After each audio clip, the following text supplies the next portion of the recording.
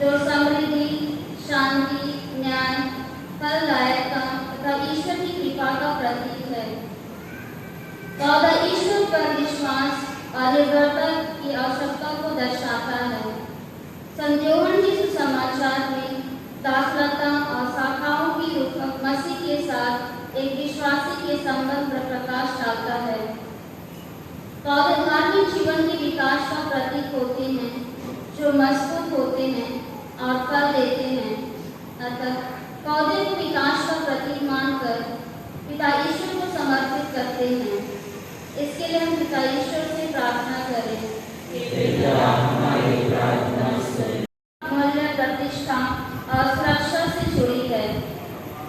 आदम वाटिका में आदम और हव्वा को बीज के वृक्ष के फल खाते ही नग्नता की अनुभूति हुई और वे तन को ढकने का प्रयास किए। धीरे धीरे वह वस्त्र का रूप लेकर सुंदरता को बढ़ाने तथा प्रतिष्ठा करने का प्रयत्न बन गया है। वस्त्र की पहनावट उसके शोष और आचरण को भी दर्शाता है। वस्त्र आत्मविश्वास को बढ़ाता है। तभी तो हम देखते हैं कि प्रेरिताएं साथी के लिए निश्चित की गई वस्त्र को धारण करने के लिए प्रेरित किया जाता है। अतः वस्त्र को एक दूसरे के प्रति सद्भाव, सुरक्षा और स्वस्थ लाभ का प्रतीक मानकर ईश्वर को समर्पित करें। इसके लिए हम पिता ईश्वर से प्रार्थना करें।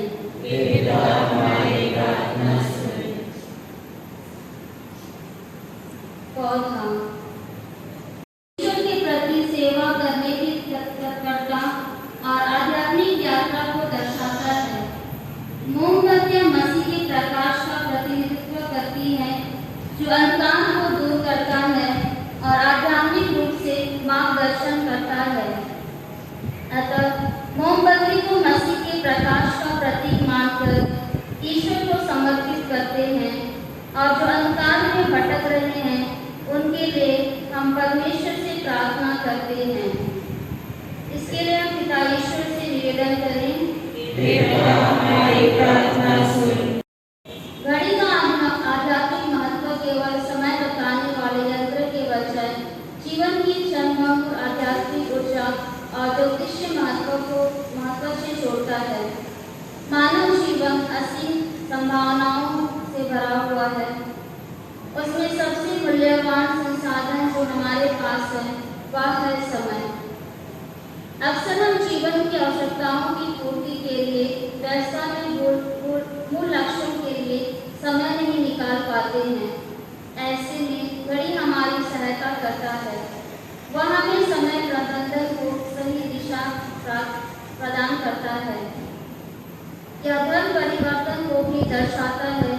सुबह, दोपहर, शाम और रात का विभाजन सही घड़ी द्वारा हम जान पाते हैं। अतः घड़ी को परमेश्वर के राज्य स्थापित करने के लिए एक अत्यंत उपयोगी वस्तु के रूप में समर्पित करते हैं। इसके लिए हम पिता ईश्वर से प्रार्थना करें।